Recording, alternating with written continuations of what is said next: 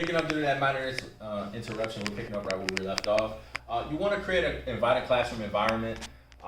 Obviously, doing Zoom and doing the online classwork, we're not always in traditional classroom settings, even though with reintegration coming back online is slow to take, so a lot of teachers are away from their normal classroom setting. But there are a gazillion different filters and different online tools that you can use to make a background that's inviting and appealing to the eyes and aesthetically pleasing to kind of make the time pass by.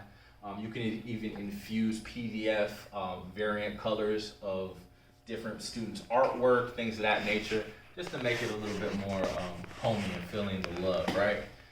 Choose adequate space in the home. Make sure that you're in a good workspace. A good work environment is huge. That also keeps you productive, as well as not having too much distracting clutter in the background. Last thing we want to do is try to make a point in front of the whiteboard. Next thing you know, you're sitting on, you're just stepped on like a rubber duck and it makes a squeak sound from your kids' toys. Ensure proper lighting. Lighting helps, obviously.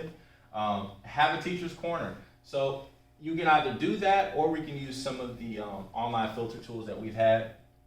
Virtual background touches on that again. And try your best, even though we know that it can be difficult, especially a lot of us with different family dynamics. You may have kids at home. Just do your best to keep it as professional as you possibly can. All right. So these are just some resources for creating backgrounds. We'll make sure to share this in the email. All right. Split your students into breakout rooms. Breakout rooms are a great chance to provide differentiated instruction and more or less compensation towards having larger class sizes to smaller breakout rooms that have different objectives and goals, depending on where they're at with their assessments, where they're at on level, and it will allow them to feel a little bit, dynamic in the instruction, right?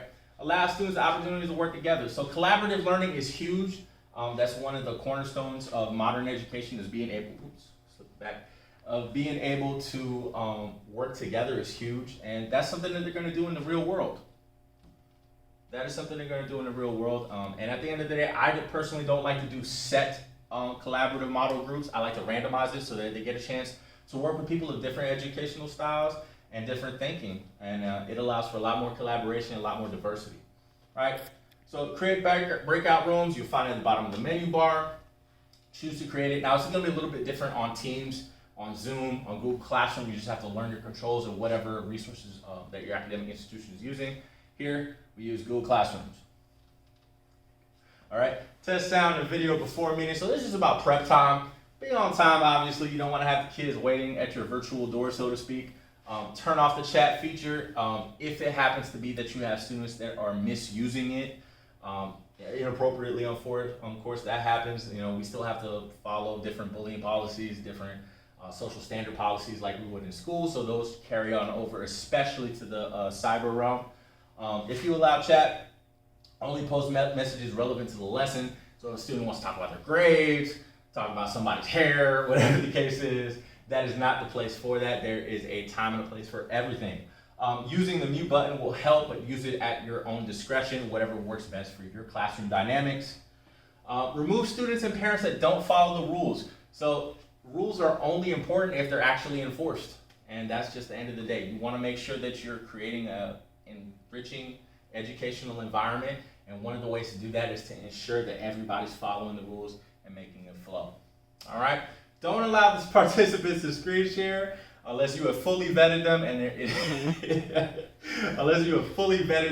they understand how important that is not to put up something that's inappropriate. Whatever you leave in a digital footprint, it does not get washed away like at the beach, right? All right? And that is it. So thank you.